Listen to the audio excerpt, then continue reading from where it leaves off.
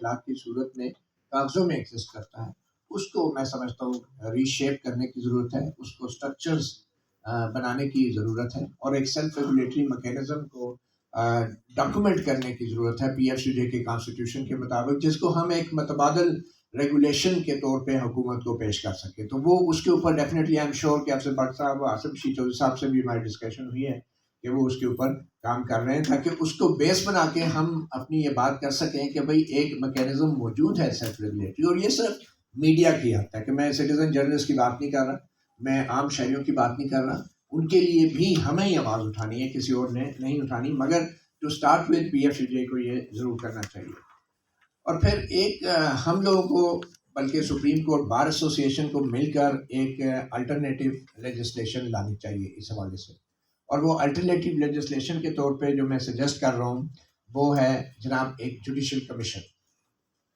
Judicial commission نہیں بلکہ ایک commission, not really a judicial commission بلکہ ایک کمیشن. اور وہ کمیشن کا بیسک مینڈیٹ یہ ہو کہ وہ کمیشن مانیٹر کرے میڈیا کو، سروے کنڈکٹ کرے، اور میڈیا کا جو ابیوز ہے، سوشل میڈیا ابیوز کا، اس کے حوالے سے سالانہ رپورٹ ایک پیش کرے، اور اس رپورٹ کی بنیاد کے اوپر ایک ڈبیٹ اور ڈسکشن جنریٹ ہونی چاہیے کہ سوشل میڈیا کو کیسے اس انداز سے ریگولیٹ کیا جائے کہ جس سے فنڈامنٹل رائٹس بھی متاثر نہ ہوں. اور یہ جو ریگولیشن ہے، اس کمیشن کو پرماننٹ بنا کے، جس کے اس کمیشن کو، اور وہ ایک نان کاگنیزیبل آفینسز ہو. پہلی بات تو یہ کہ وہ اس میں یہ نہ ہو کہ کسی شہری کو گرفتار کر لیا جائے، یا اس کے اوپر پرچہ کاٹ دیا جائے، یا اس کے اوپر پیکاک سے ہٹ کے دہشت گردی کے بھی پرچے ڈال دیے جائے. پھر ایسا نہیں ہونا چاہیے. ایک کمیشن ہو اور اس میں گرفتاری کی پاورز بھی نہیں ہونی چاہیے اس کے پاس، مگر اس کے پاس اس کو یہ کہا جائے کہ یا تو وہ اپنی 6 مہینے میں یا پھر سال کے اندر اپنی ایک رپورٹ پیش کرے، جس کے اندر وہ یہ بتائے کہ سوشل میڈیا ابیوز کی کتنی فارمز ہیں اور کس وجہ سے ہو رہی ہیں. ان وجوہات کو بھی اسٹڈی کیا جا سکتا ہے، دور کیا جا سکتا ہے. اس حوالے سے ایک کمپریہنسو ریسرچ بھی کنڈکٹ کرائی جا سکتی ہے. اچھا، اس کمیشن کو ایک اور اختیار یہ بھی دیا جا سکتا ہے کہ سالانہ بنیاد پہ سوشل میڈیا کے جو پلیٹ فارمز ہیں وہ مانیٹرنگ کے لیے، مانیٹرنگ پرپز کے لیے صرف رجسٹر کیے جائیں، یا ان کو رجسٹر کرنے کی ضرورت نہیں ہے. ان کو آپ ایک لسٹ بنا دیں کہ یہ پرومیننٹ پلیٹ فارم ہے، اور ان کے بارے میں ایک سالانہ رپورٹ جاری کی جائے کہ اس پلیٹ فارم سے کتنی فیک نیوز آئی اور کتنا خبریں جو ہیں وہ درست تھی، یا جو بھی ہے. ان کو تھوڑا انکریج بھی کریں، ان کا ایک انڈیپینڈنٹ فورم کے ذریعے ایک ریٹنگ میکینزم بنائیں کہ کون کتنا کریڈیبل ہے، جیسے کریڈیبلٹی انڈیکس کا نام دے دیں آپ اسے. تو مانیٹرنگ کے ذریعے ایک سالانہ یا بائی اینول رپورٹ کے ذریعے ایک پبلک اوپینین کریٹ کیا جائے ایسے پلیٹ فارم اور ایسے انڈیویجول سے متعلق کہ جو اللیجڈلی فیک نیوز دیتے ہیں، تو ان کے اوپر ایک پبلک اوپینین پریشر بھی ہو. تو میرے خیال میں یہ ایک وقفہ بہت ضروری ہے اس طرح کی ایکٹیویٹیز، بجائے اس کے کہ ہم پولیسنگ شروع کر دیں. یہ ریگولیٹری میکینزم جو ہے، بلکہ سیلف ریگولیٹری میکینزم، اب بنائن ریگولیٹری میکینزم ہونا چاہیے. اس کا فائدہ کیا ہوگا؟ اس کا فائدہ یہ ہوگا کہ اس سے جو ڈبیٹ جنریٹ ہوگی ہماری سوسائٹی میں،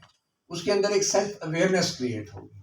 اس کے اندر یوتھ کے اندر بھی ڈبیٹ ہوگی، کالجز یونیورسٹیز میں بھی ڈبیٹ ہوگی، سیلف اویئرنیس کریٹ ہوگی. اور پھر آخر میں سمجھتا ہوں کہ یہ جو اتھارٹی والا کام ہے، یہ اتھارٹی جو ہے کسی قسم کی یہ نہیں ہونا چاہیے، اور اس کو صرف اور صرف کمیشن کے ذریعے ہی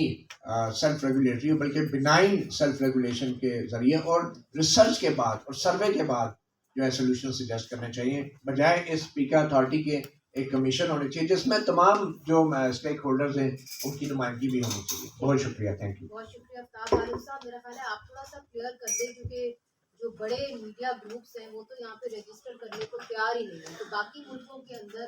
تو ریگولیشن ہوتی ہے، بڑے میڈیا گروپ سے گورنمنٹس تعاون کرتی ہیں، اور بڑے میڈیا گروپس جو ہیں جس طرح گوگل ہو گیا یا فیس بک، وہ جو ہے ریسٹرکشنز تو نہیں، ریگولیٹ کرتی ہے. یہاں پہ وہ آنے کو تیار نہیں، چونکہ آپ کے قوانین اتنے خوفناک ہیں اور قدغنیں اتنی لگاتے ہیں that it is against their principle. یہ کیسے ہوگا؟ بہت شکریہ. میرا خیال ہے یہ بڑا اہم نقطہ اس لیے بھی ہے کہ یہ والا جو ایکٹ ہے اس کے اندر انہوں نے جو انویسٹمنٹ کی بات کی ہے وہ سوشل میڈیا پلیٹ فارمز کی بات کی ہے. اور جب سوشل میڈیا پلیٹ فارمس کی ڈیفینیشن کو ہم دیکھتے ہیں تو اس میں میرے دانست میں وہ جو بگ ٹیک یا جو بگ پلیٹ فارمز یا جس میں آپ انٹرنیشنل لیول پہ آپریٹ کرنے والے سوشل میڈیا پلیٹ فارمس کہتے ہیں ان کو غالباً کچھ انڈیمنٹی دے دی گئی ہے یا ان کو چھوٹ دے دی گئی ہے کہ وہ رجسٹر کروائیں یا نہ کروائیں،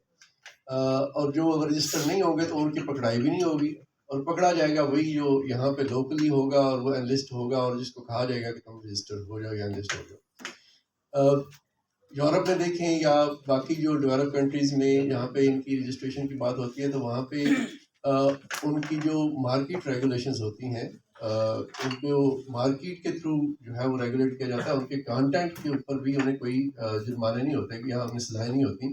ان کے اوپر جرمانے ہوتے ہیں، ان کی مارکیٹ کے اندر جو پریزنس ہے وہ سگنیفیکنٹ مارکیٹ پلیئر بنتے ہیں، اپنی وہ جو ایک مونوپلی وہاں کریٹ کرتے ہیں اور اس مونوپلی کو مس یوز کرتے ہیں تو اس کے اوپر ان کو جرمانے ہوتے ہیں، اور اگر وہ کانٹینٹ کے اوپر اپنے جو یوزرز یا سبسکرائبرز کو وہ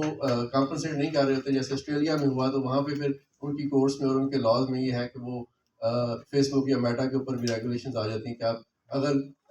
کانٹینٹ جو پروڈیوس جو کانٹینٹ جنریٹرز ہیں ان کو آپ کمپنسیٹ نہیں کرتے تو آپ جو ہے وہ آپ کے اوپر جرمانہ ہوگا۔ تو انٹرنیشنل مارکیٹ میں جو ڈیجیٹل پلیٹ فارمس کی ریگولیشنز ہیں وہ بالکل ڈفرینٹ ایک طریقہ کار ہے، وہ کانٹینٹ ریگولیشن نہیں ہوتا، وہاں پہ وہ مارکیٹ کے اندر سیکٹورل ریگولیشنز ہوتی ہیں تاکہ تمام مارکیٹ کے پلیئر جو ہیں ان کے لیے لیول پلینگ فیلڈ ہو اور وہ تمام کے تمام جو ہے وہ یوزرز کے لیے میکسیمم آپشنز دے سکیں کہ وہ اپنی رائے کا اظہار کر سکیں۔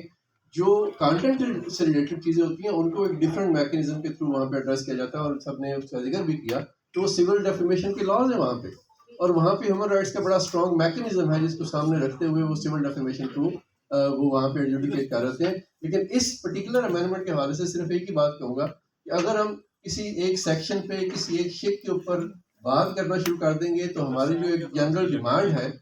وہ ڈائلیوٹ ہو جائے گی، ہمیں اس آرڈیننس ایکٹ کو آل ٹوگیدر ریجیکٹ کرنا ہے، ہم اس کی کسی ایک شک کے اوپر بحث کرنے کے لیے تیار نہیں ہے، اگر کسی ایک شک کے اوپر بحث کریں گے تو ہم اس جرم میں شریک ہو جائیں گے جس کو ہم آنے والی ساری نسلیں جو ہے وہ ہمیں پھر اس کے بارے میں کہتی رہیں گے کہ یہ ہمارے اوپر کیا تھوپ دیا ہے۔ ہم تو 2016 کے آرڈیننس کو بھی بہت سی عدالتوں میں چیلنج کر چکے ہیں، اس وقت وہ سندھ ہائی کورٹ میں بھی چیلنج ہے، اسلام آباد ہائی کورٹ اور لاہور ہائی کورٹ میں چیلنج تھا، اس کے اوپر ان کی ایک کنکرنٹ فائنڈنگ آئی ہوئی ایک دوسرے کے متضاد ہے، وہ سپریم کورٹ کے اندر کویسچنڈ ہے۔ ہم تو اوریجنل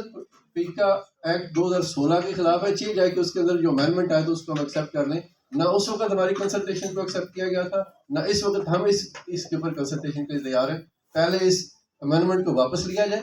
پھر جو متی نے کہا اور کچھ اور پرپوزلز ہمارے پاس بھی ہیں، ایک ماڈل ڈرافٹ جو ہے ایک ایکٹ کا وہ ہم نے بھی چند سال پہلے تیار کیا تھا، اس کو بھی دیکھا جا سکتا ہے کہ کس طرح سے وہ استعمال کیا جا سکتا ہے as a base line study. میرا خیال ہے کہ ایک اسٹینڈ پوائنٹ جو ہے وہ یہی لینا چاہیے کہ اس امینڈمنٹ ایکٹ کو آل ٹوگیدر واپس لیا جائے، اور پھر اس کے بعد اگر گفتگو کرنی ہے کسی طرح سے تو پھر تمام اسٹیک ہولڈر سے مل کے کنسلٹیشنس کے کریں، ہمارے پاس آئیڈیاز ہیں، ہمارے پاس پرپوزلز ہیں، ہمارے پاس سجیشنز ہیں، اور وہ ہم نے اپنے گھر میں بیٹھ کے نہیں بنائی، ہم نے انٹرنیشنل بیسٹ پریکٹس کو سامنے رکھتے ہوئے ڈیزائن کی، اور وہ بہت سے ملکوں میں اس طرح کی پریکٹس رائج ہے، تو اگر اس کو سامنے رکھا جائے تو یقیناً گورنمنٹ کے کنسرن جو ہے وہ بھی بہت حد تک ایڈریس ہوگی۔ بس یہی اس میں تھینک یو سو مچ۔